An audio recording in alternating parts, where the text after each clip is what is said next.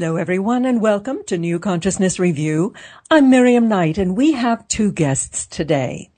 They are the authors of a profoundly important new book called The Coming InterSpiritual Age. Kurt Johnson is a scientist with a PhD in evolution, ecology, systematics, and comparative biology. He's also a spiritual teacher and a seminary professor ordained in 3 spiritual traditions and a leader in the consciousness and world shift movements. Kurt founded, with pioneer interfaith leader Brother Wayne Teasdale and others, the InterSpiritual Dialogue Association for discussion of contemplative experience across traditions. He has published over 200 articles on evolution and ecology, including the 2011 Harvard DNA sequence study vindicating Vladimir Nabokov's views of evolution. He is currently completing another book on Nabokov's art and science, but his primary interest is the simplicity of non-dual spiritual practice. The other author, Dr Robert Ord, is a former Presbyterian minister and graduate of San Francisco Theological Seminary. He's also an author, and his books include In the Beginning, Creation, The Priestly History, and Is the Bible True? Understanding the Bible Today, co-authored with Dr Robert Coote. He also wrote Your Forgotten Self, Mirrored in Jesus the Christ, and Finding Self, Finding Love. He is currently Editorial Director for Namaste Publishing, publishers of Eckhart Tolle. Gentlemen, welcome. Nice to be here today. Well, you have certainly put me on my mettle today to even begin to do justice to the scope of your book. Its vitally important message is something that is so needed today, and I'm really honored to have you with us. Let's start with the personage of Brother Wayne Teasdale. Please tell us a little bit about him and his vision around the concept of interspirituality. Well, it's interesting that Wayne did a very pivotal thing historically. The background of this epiphenomena that we're speaking to, that's now called interspirituality, is that obviously, from the time of the axial age, when the world's major influential religions appeared on the scene, you had several centuries of building those quite different views and stories about reality, but within them was a thread of recognizable unity. And as David and I show in our book, there were other spokespersons across all the religions that already were seeing those interconnections and predicting that as human history went along, those would become more pivotally important. So Wayne Teasdale then, following really in the tracks of Bede Griffiths and Thomas Merton and Raymond Panikkar and others who had been modern bridge builders across traditions, Christianity and Buddhism, Christianity and Hinduism, he recognized from these personal associations that he had and where history was going, that it was time to name this central core of the unifying aspects of all the religions in values and ethics, but particularly in the mystical comprehension of oneness and profound interconnectedness. So his book, The Mystic Heart, subtitled Discovering a Universal Spirituality in the World's Religions, 1999, was really then the beginning of this sense and a beginning of this discussion at a global level about an emerging universal spirituality and what that would look like. And so his book then named that as interspirituality. And as David and I said in our book, it was a little bit like when Darwin finally put a very succinct and cogent buzzword on evolution by means of natural selection. It became a game changer because it crystallized a new way of thinking that wasn't new but was coming of age. So that's really what Wayne did. He took this thing that was backgrounding as a trend globally, brought it to the forefront, put a searchlight on it, and of course he was on the board of the Parliament of the World Religions, so he was very well positioned to do that. So as of about 10 years, this vision of emphasizing the coherent unity that's in all of our spiritual understanding historically begin to emerge. And now, as you've said, Miriam, that's truly come of age, and it's what is really, cresting in this new wave. I find it so intriguing that he, plus some of the others you mentioned, like Bede Griffiths and all of those who were attracted to him, come from either Catholic or monastic traditions. Do you have any insight as to why they would be so active in this? Yeah, and then I'll let David jump in here too, so that I'm not dominating. But yeah, it's really because the contemplative pursuit, the monastic pursuit, really goes deep into the human consciousness and the human heart, and then starts to ask the question, what is it that we all are? What is it that we're all made of? And what are the implications of that? So it was at that contemplative core that Hindus and Buddhists and Sufis and Christians and Kabbalist Jews and go through all the mystical traditions, they were coming to the common understanding that this deepest experience is about profound interconnectedness and there being no separation, that nothing is separate. So when these people started to be able to meet, let's say through the snow mass dialogues that Father Keating and the Dalai Lama started, or through the monastic interreligious initiative that Bede and Wayne were a part of, or what's the modern Contemplative Alliance, once these people could meet and talk across traditions, they could, very clearly identify that this was an experience about reality and the unity of reality, and not just about religious stories, dogmas, or creeds. And that was happening at the same time that, science and economics and all the other factors that are steering toward inevitable globalization and the inevitable reality of multiculturalism were also coming of age historically. So all of this, as David and I said in the book, all of this is converging. And what we tried to do was then really spotlight all of those trends. I think I would add to that I grew up Protestant, beginning in the Church of England in northern England.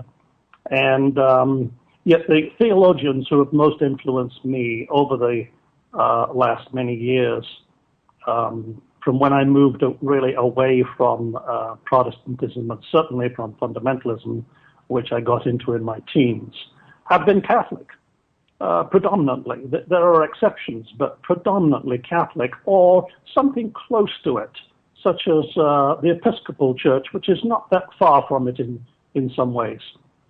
So perhaps one reason for this is the fact that the number of Catholics in the world is astronomical compared to any of the other faiths. And I think we often forget that when we live in a culture that tends to think of itself as not predominantly Catholic, and yet Catholics are the largest number. So just that fact alone is bound to have thrown up many theologians who begin to think in new ways, and that's where most of my influences come from. And it's interesting. I was going to say it's interesting because David was leading toward this, that we don't want to forget how pivotal Vatican II was to this whole phenomena. Historically, the West, particularly since the Second World War, has taken the lead in the sense of what was going on historically. And when the Roman Catholic Church did Vatican II, there was an emergence of what I think, Miriam, you saw in the book, which was called the foundationalist discussion. And it was an invitation from the Vatican to all the world's religions to start talking about what were the foundations in common across all the traditions. Now, as you know, that became such a fruitful discussion that it actually, in the long run, scared the Vatican. And in the 1980s, the Vatican actually shut those discussions down. They shut down the liberation theology discussions. They shut down the foundationalist discussion and kind of went out on the tangent that, particularly with Pope Benedict, was much more conservative. But that pivotal era where Vatican II happened really started the invitation. And if you really look at what, let's say, the Parliament of World Religions, the Temple of Understanding, His Holiness the Dalai Lama, a lot of leaders in India. There were many, many gatherings immediately after Vatican II in which this new conversation was started. Yes, that's very fascinating. The other thought that occurred to me was what you describe as the magic mystical lens. And I'm wondering whether Catholicism was perhaps a more welcoming vessel for the magical mystical side of spirituality than, say, Protestantism. And perhaps that also predisposed Catholic theologians to expand into what you called the heart-centered aspect rather than the rational-centered aspect. I think the answer to that is a very interesting yes and no, because I think everybody who is honest about history knows that, let's say, the Catholic traditions, be they Orthodox, Roman, Anglican, or whatever they were, yes, they've had this depth in which this contemplative sense of the heart and consciousness, from Meister Eckhart to John of the Cross to Teresa of Avila to Bede Griffiths to Wayne Teasdale to Thomas Merton, Raymond Panagart, go through the whole list.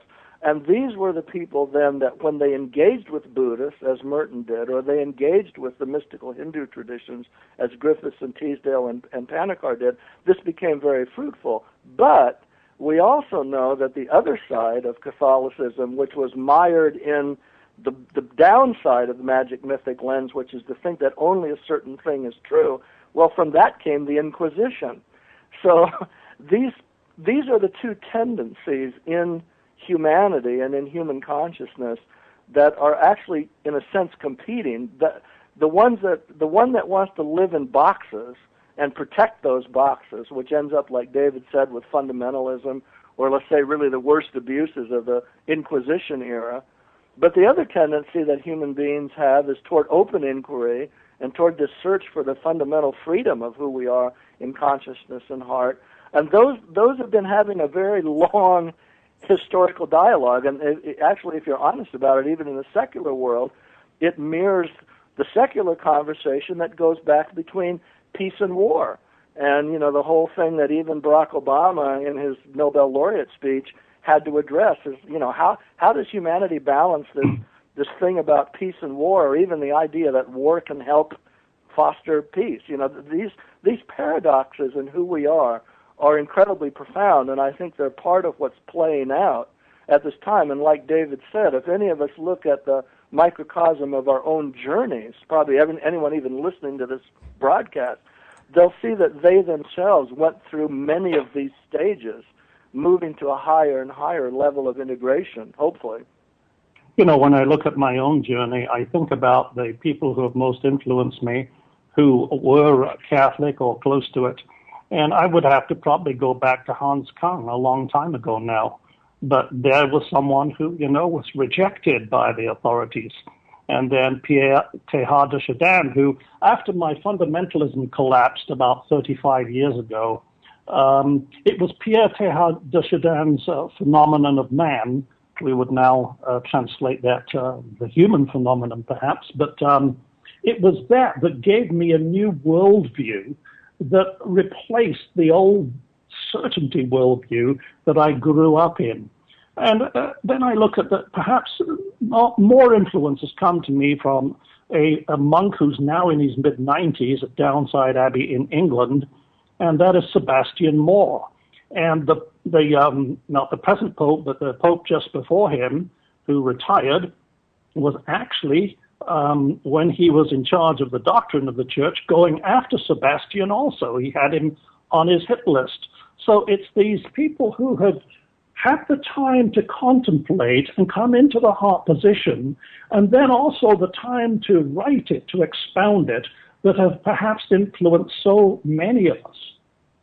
Mm. Yeah, and what's interesting about that is it really sets the tone of where this convergence is going. At the end of August, about 30 different leaders in this emerging interspiritual phenomena gathered in New York City. They actually came here at their own expense, stayed with family and friends, and we shot about 30 videos, which very soon, if anybody listening to this broadcast, very soon if you go to YouTube and just search InterSpirituality, you're going to see about 30 new videos about people giving their different view of what's emerging here.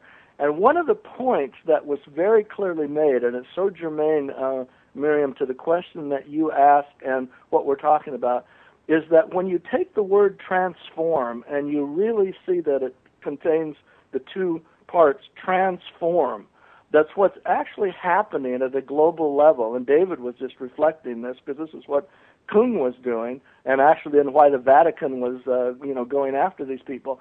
They were trying to become free of being bound by a certain form. Religion so far, when it comes to not only creeds and doctrines, but ideas of ultimate salvation or damnation, all the things that feed the fear factor in humanity, have tended to be bound by forms. And so somebody like Pope Benedict, when he was going after different people, it was to protect the form. And what the new message is saying is that spirit is formless, and the implications of spirit as formless is to predict that the future of religion and spirituality is transform. And it doesn't mean that we won't have forms. Obviously, we'll have forms. But it means we won't be bound by forms, that the forms will actually be serving us, and we won't be serving the forms. And this is an evolutionary breakthrough. And I would say that maybe half of the people who made these videos in late August, this is what they were speaking to. What does it mean to be a Buddhist, a Presbyterian, a Muslim, or whatever we've been, and to understand what it means to go transform so that forms are serving us and we're not serving forms. It's very interesting for me to just reflect on that back again to the journey that I've gone on, because I think it's sort of a microcosm of what's happening on the macrocosm in terms of the journey humanity is taking. The forms, the rigid forms that don't like freedom, don't like questions. They want you to simply come, pay, and pray. And when you begin to question, you're in trouble. So I remember in my deepest fundamentalist days, there were people who sometimes they would question, and they were banned from our group. No one was allowed to question. And they used to tell us, if you once begin to question, you are going to allow the devil in, and that wedge will open up until you don't believe in anything at all. Well, you know what? Looking back some 40 years, they were right. Because I'm not attached to any rigid form anymore, but have come into a heart spirituality that can also, as is described in Stages of Faith, Fowler's classic book, where you go through the different stages. Most of us are stuck on stage 3, but we can move to where Gandhi got to, stage 6, at which you can embrace the spirituality in whatever form it comes. So I can today go back to the Episcopal Church and worship. I can go in a Catholic church and worship. I can go in a Buddhist monastery. I can go into almost any kind of form today and hear it from the heart instead of from a boxed-in intellect. And that's the result of doing the thing that's forbidden, questioning. You know, and it's interesting, David, and it goes back to Miriam's question about Wayne Teasdale, is it's exactly that is the reason that Wayne said in one of his most really profound, iconic statements, that the only viable religion for the third millennium is spirituality itself. And spirituality itself that holds the depth of that experiential reality that David was just talking about, that's about profound interconnectedness and oneness and love and kindness and everything that implies, and holds that as the major thing as opposed to any dogma, creed, or form that would want to hold that, and that in a globalizing world, in an inevitably multicultural world, if Homo sapiens is going to make it as a species, it's going to have to make that anthropological leap to having spirituality itself be the religion, in which there's this incredible freedom of movement and diversity the incredible smorgasbord of what Wayne called the wisdom resources of all the traditions that are available, all the practices, all the music, all, go through the whole list. And so there's a possibility, again, what Ken Wilber calls the conveyor belt, that the great wisdom traditions could offer humanity to get to this place. And I think that that's the central challenge. When David and I were pointing out the underpinning of the globalization under this, and then Cosmos Journal actually picked up on that with 7 points about how globalization was driving this challenge to what spirituality will become, it was really, putting that into focus. And I think that was what we see people gathering around. There was a big component that comes out of the evangelical Christian background that participated in this gathering we had in late August where we made these videos. And this was the part that they could completely relate to without thinking that they were in any way, not only that they were not abandoning Jesus of Nazareth, but that they were actually getting closer to what Jesus of Nazareth was actually talking about. Mm-hmm, mm-hmm. Well, Teasdale spoke of spiritual awakening of humanity as being the definitive revolution for our species. Is that what his Omega vision conveys? Yeah, absolutely. If you look at even his Omega vision, which was a personal experience that it would be impossible to summarize in any concept or dogma or theology the depth of this thing that we all feel in the heart and consciousness, and that creates a humility where everyone has to sit really serving that fundamental recognition of who we all are instead of trying to serve this or that idea about it. So basically he was saying, both, yes, at the personal level, people need to have that epiphany. And what's interesting, when you look at statistics, and I think, Miriam, you noticed there are a lot of statistics in our book, and those have continued to increase since we wrote the book. Like right now, the statistic on younger people in the West that consider themselves spiritual but not religious is up near 75%.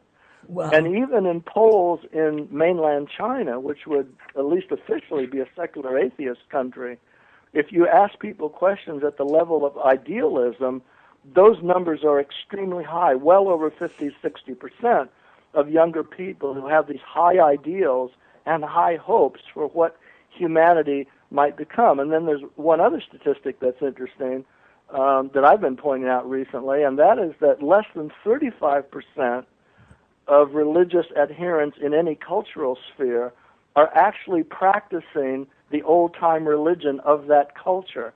So what that's doing is it's setting the stage for what's going to emerge. And in October, Matthew Fox and I and Adam Bucko and Rory McKinty, who've been working with Father Thomas Keating, we're going to be speaking at the Science and Non-Duality Conference in San Jose about this emerging universal spirituality. What is this emerging spirituality? There's something I think everybody agrees on. It's artistic. It has to do with this new sense of a unitive consciousness, which is, what's happening in the new science, and it's also happening, across all the spiritual traditions. Well, we want to, talk about that. What is that? I think everyone is feeling now that universal spirituality, which was actually in the subtitle of Wayne's book in 1999, is actually emerging. Kurt mentioned about China and the different spirit emerging there. And I was in China twice in the last year. And I was surprised at Christmas to see how Christmassy China was. There were symbols of Christmas, not so much Jesus, but of Christmas just everywhere. The stores, the hotels, and so forth, very Christmassy. But I think what we're talking about here is the humanizing of humanity. We have been a very dehumanized species in so many ways. And what we're seeing now is the heart rather than dogma. Dogma tends to define us, define other people as either in or out, clean or unclean, pure or impure. But we're seeing now the heart coming to the fore, And it's a spirituality that is based on the fact that we are all interconnected, as science itself is now showing us. We know now that the entire fabric of the cosmos is one, almost like a huge blanket, a sheet. In every part of it, there are ripples in the sheet that give us the different forms, but it's just one sheet of reality. That is such a different view from the Newtonian world, in which a planet out there was a planet floating out in nothing and in no way connected to everything else. And so that interconnectedness is what's happening now among the young people everywhere. I see a huge change in the attitude of young people. In fact, two people said to me just within the past few days, I can't wait for the generation before us to pass, because they're the ones who are holding us down to the rigidity. And I think that humanizing involves a sense of the basic goodness of humanity, whereas what much of religion has fed over the millennia is a sense that there's something fundamentally wrong with us that needs to change. And in fact, what needs to change is the belief that there's something wrong with us, so that our true humanity, that is the heart, that is the way we are in our innermost spirit and consciousness, can begin to flourish. That is, I think, what we're seeing coming to the fore everywhere. That's interesting, because it reminds me of a question in the Talmud. Why did it take 40 years for the Jews to make their way from Egypt through the Sinai into the Promised Land, which could have taken 2 weeks? And the response was that they were waiting for the generation that was raised in slavery to die out.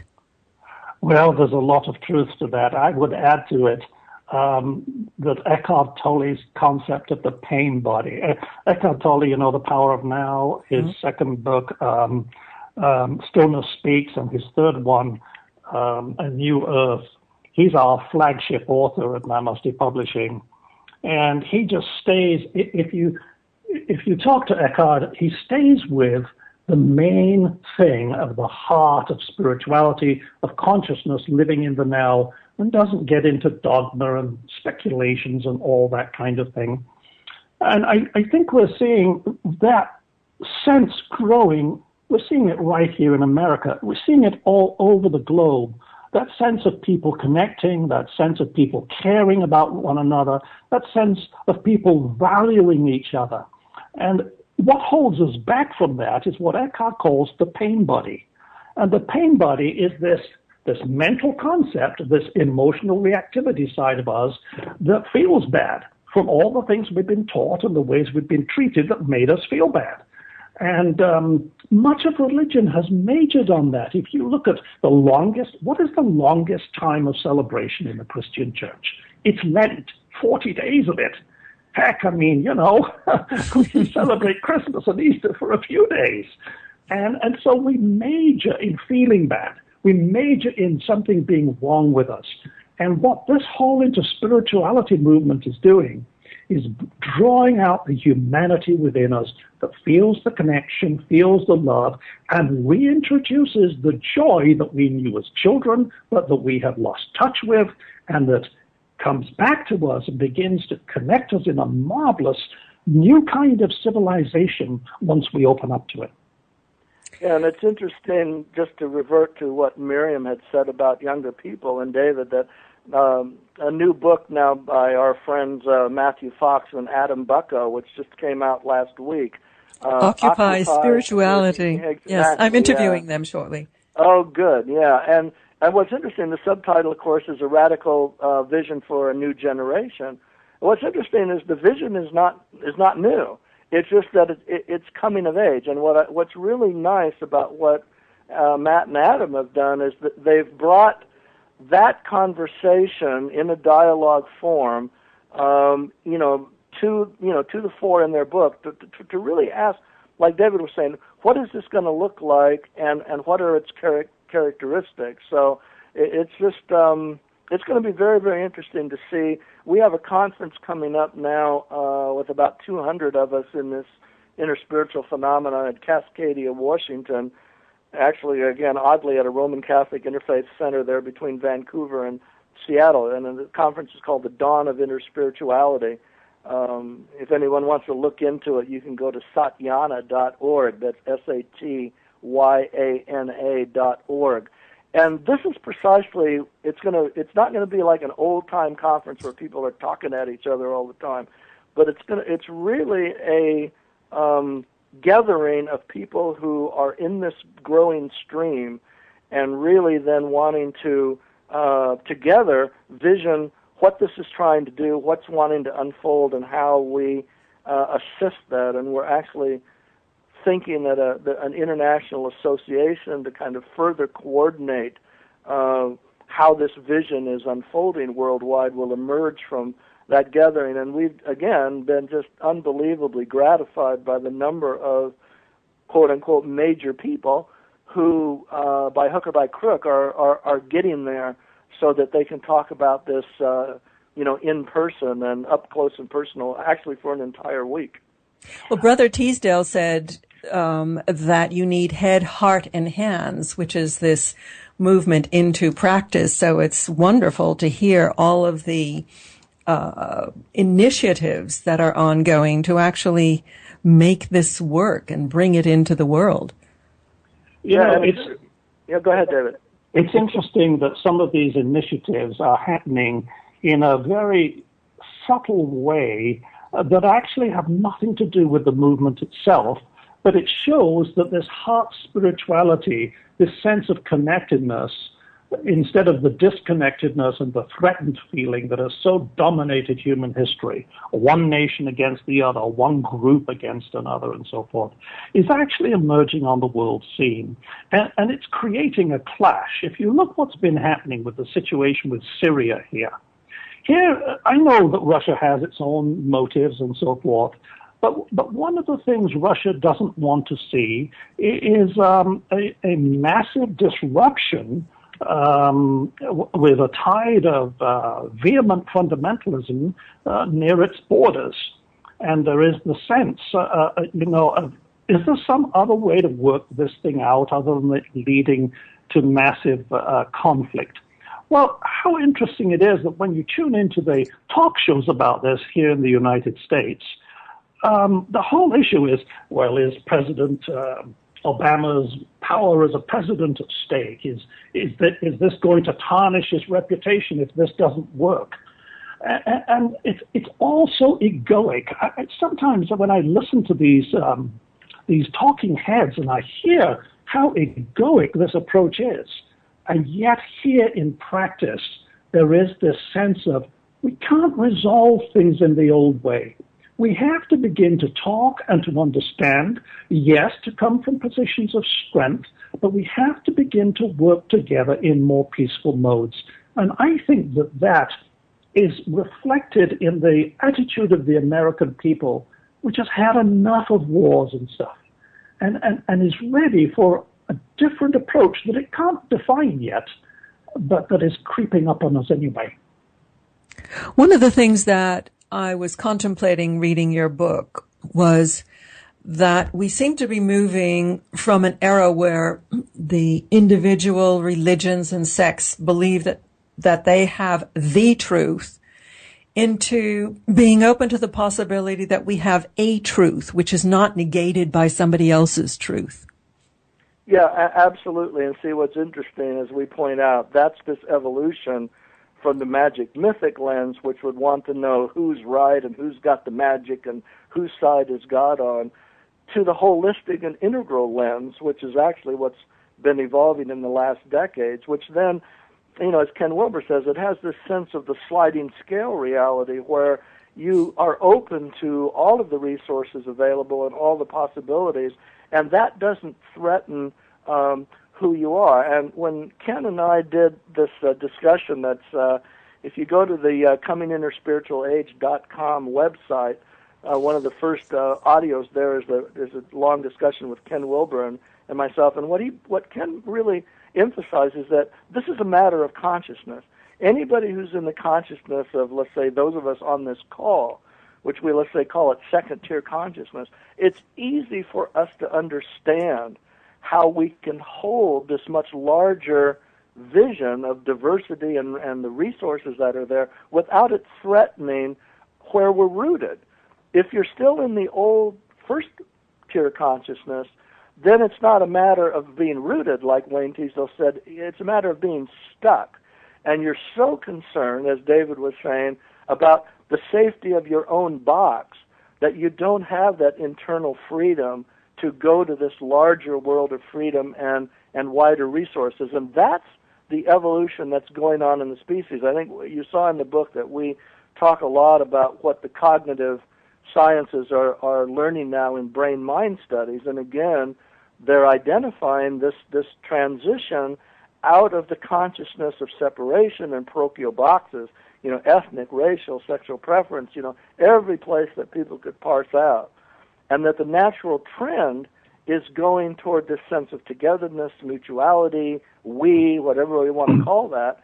And that's emerged in the Arab Spring. It's emerged in what's called the Catholic Spring now. It's emerged in Occupy. It's emerged in the entire, interspiritual movement, evolutionary consciousness movement, sacred activism movement. And so what it is doing is actually reflecting that evolution in the consciousness of not needing to be held by those old boxes. In the Syria situation, in the Iran situation, you see this need to be right. Why does it have to be one wins and the other loses? Why can it not be that we're all trying to hammer something out together? The Europeans, the Americans, the Russians, all the parties involved are trying to put their best ideas with their own concerns involved naturally, but they're trying to hammer something new out. I think we're sensing this at another level too. We're about to come up to this huge budget debate here in the United States. And it's obviously it's going to be all-out warfare. But does it have to be? Or can we listen to what, even though the American public can't articulate it, there is this sense of dissatisfaction with this old one party warring against the other, and a sense of why can we not come together to find solutions that work for everyone? I think democracy has been so greatly misunderstood. It has been interpreted as demobcracy. If we've got 51%, we have the right to tell the other 49% what to do. That's not democracy, that's demobcracy. And I think what's emerging now through the interspiritual movement, but also at this other level through society, through this new humanity that is arising in the newer generations, is this sense of we've got to take care of the needs of everyone. Democracy looks at the whole picture and cares for everyone, and how can we best serve the whole rather than my way being right and imposing it on you. I thought it was amusing that you pointed out that the first really true democracy arose among pirates. It did.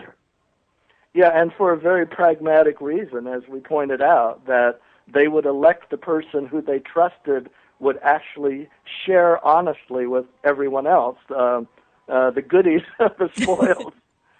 But what's interesting, paralleling that, this pragmatic approach, I think many of you know David Corton's work, The Great Turning and Agenda for a New Economy and When Corporations Rule the World, and that his work now is all around changing the fundamental view of cosmology that everyone has. And it's precisely pointing to what you and David were talking about, is creating a cosmology on the street that points toward the mutual well-being of everyone instead of the cosmology of who is right or who comes out on top. And there again, that's, again, expressing the same desire for this change. I'm on several committees at the UN, and it's very interesting that one of the things that they're mentioning now is that, here was Dag Hammarskjöld, who did so much to try to engender the beginning of what a civil global civilization might look like. And yet, his deep spiritual life, in his book Markings, he not only didn't even want that published, or it wasn't widely talked about. At the time, it was unfashionable to mix what you were feeling at this deeper level with what you were doing in the secular world. Now, what's interesting now, and this is a tangible conversation in the UN community now, is that his book, Markings, which is about his spiritual experience about all this and why he was driven to be the leader that he was, is now being widely talked about and discussed in the UN community. And part of that is because of this confrontation between these two ways of doing things. For instance, at the UN, you've got the NGO community, all the do-good organizations, who are on the side of creating a world that is about everyone's well-being. And then you've got the Secretariat, where the sad fact is that maybe well over 50% of the governments in the world are dictatorships. And they are not interested in this other conversation because they're trying to protect the wealth of their narcissistic leader or their narcissistic, clique, whatever it is. And this dynamic at the UN, when you work there, is very, very visible. I'll give you a good example. We had put together a multi-faith program on sustainability that was a real powerhouse, and it also involved a training program. And it was interesting that the Secretariat came in and actually shut that initiative down. We were not allowed to do it because it was so threatening to the dictatorships in the political side at the UN that they honestly couldn't have anything like this threatening, this or that dictator. So this confrontation globally now is very, very real. Echoes of the Catholic Church. Yeah. Interestingly enough, we have avoided talking about something that you actually go into fairly extensively in your book, which is the greed of corporations. How does this commercial greed affect or reflect a spiritual disconnect in our society?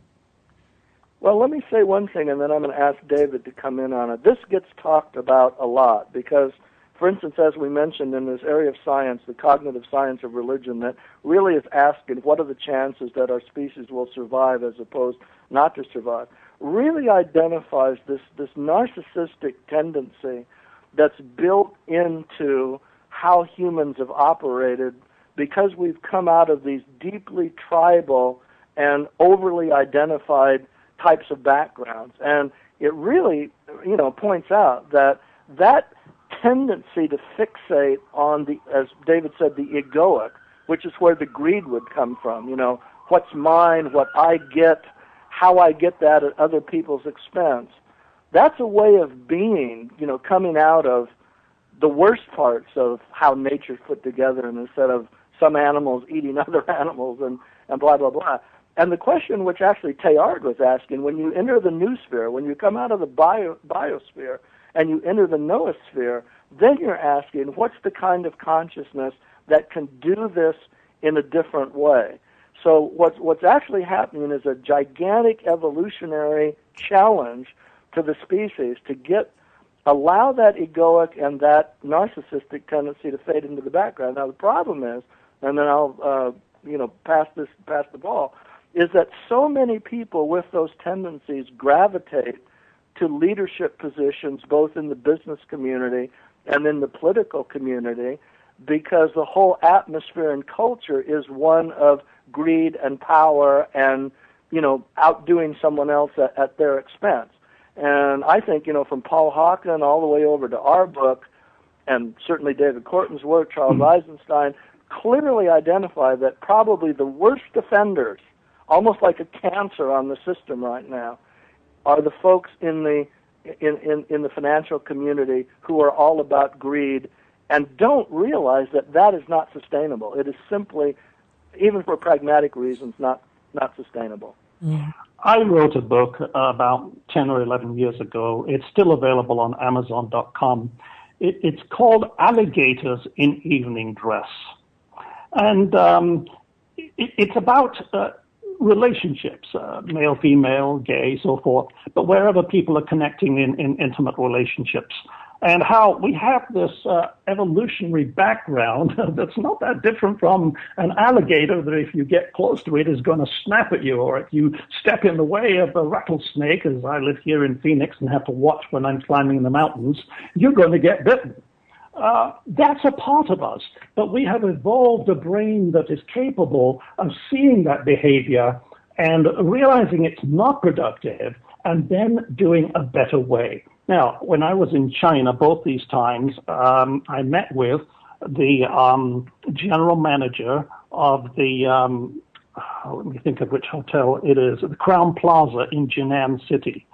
And I stayed there for almost 2 weeks at one point, and I was so impressed by the completely different attitude of every single member of the staff of this hotel and of the general manager himself. It was different from any other hotel I had ever stayed in. So I asked him if I could talk to him, and I interviewed him. And then I went back to see him again just a few weeks ago. And we have just published that interview as part of our latest online magazine, Namaste Insights. It's on issue.issuu.com. But if you go to namastepublishing.com, you can find our fall issue, and that interview is in there. And this hotel manager has come to realize and said that more and more are realizing that in the long run, things don't work unless you care about your staff, because then they're going to care about your people, and your organization and your business are going to thrive. Mm-hmm. And the approach, like we're seeing in the Walmarts of the world and the fast food industry, which has been under fire from some of its employees lately, of cutting people's hours, paying them as little as we can get by with, what's the going rate, how little can I pay instead of how much can I afford to pay. This lack of caring ultimately isn't going to work. Now, what it does do, what the corporation is doing right now, it is forging these huge connections across the globe. And sometimes evolution works in some quite mysterious ways.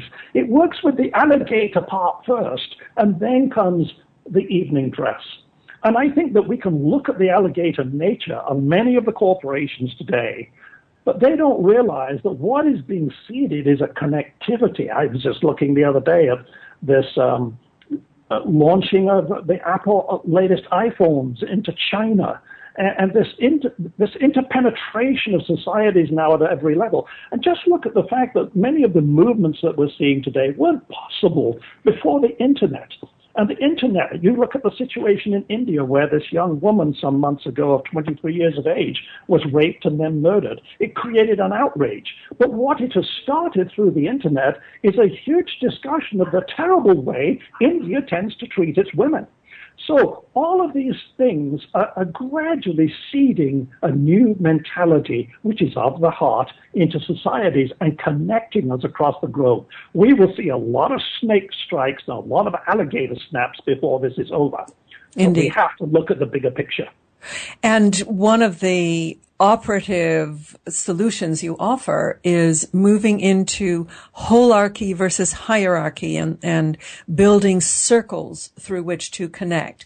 But even those circles you talk about as needing some kind of charismatic leader or someone to hold the vision. Well, at least initially, what's interesting about holarchical circles is that what they try to do is instead of saying that they're the sum total of the egos in the room, they try to identify what they call the evolutionary purpose of the circle, and then they try to ask, what are the suite of skills across all the people in the circle that by really intricately passing the hats around in the sense of who does what, they can, what they call dynamically steer toward this evolutionary purpose. Now, I think a lot of people may or may not know about the experiment in Bhutan right now, which many people at the UN are looking to. Now, Bhutan's a relatively small country, and I'll say this briefly because I see we're getting near the end here. But what Bhutan has done is they've said, we're going to set a national goal of the well-being of our people at the level of health, education, happiness, economics, and so on. And then we're going to say that every policy that we make as a government is reverse engineered from those mutually shared goals. Now, that's very, very interesting because it's the opposite of what's happened with, again, what David Corton says. It's not capitalism itself that's the problem. It's the abuse of capitalism that's the problem. And so to go to a vision of the health of the entire people, and then make all policies in relation to that is totally revolutionary. Let's say, so if you look how the Republicans and the Democrats, Indeed. chop away, you know. Indeed. And this is probably as good a note as we will find to draw to a close. A government based on the good of the people. And we have like 1 minute for each of you to give us a closing comment. Well, first, I just want to thank you, Miriam, and also New Consciousness Review. The number of people that are catching on to this vision, which they realize isn't new. All David and I have done is kind of bang the drum very loudly from kind of one corner of the stadium. And we're so grateful to every venue that's catching this vision and recognizing that it's really their own. So that's my takeaway, and a big thank you, you know, to you and to a New Consciousness Review. Well, you know, of the people, by the people, for the people, depends at what level the people are at. That can be pretty horrendous. And but if we were to move to of human consciousness, by human consciousness, for human consciousness, what a different society and different world we would have. As they say, from your lips to God's ear. May I thank you, gentlemen. We've been speaking with Curt Johnson and David Robert Ord about their book, The Coming Interspiritual Age. Thank you. Thank you.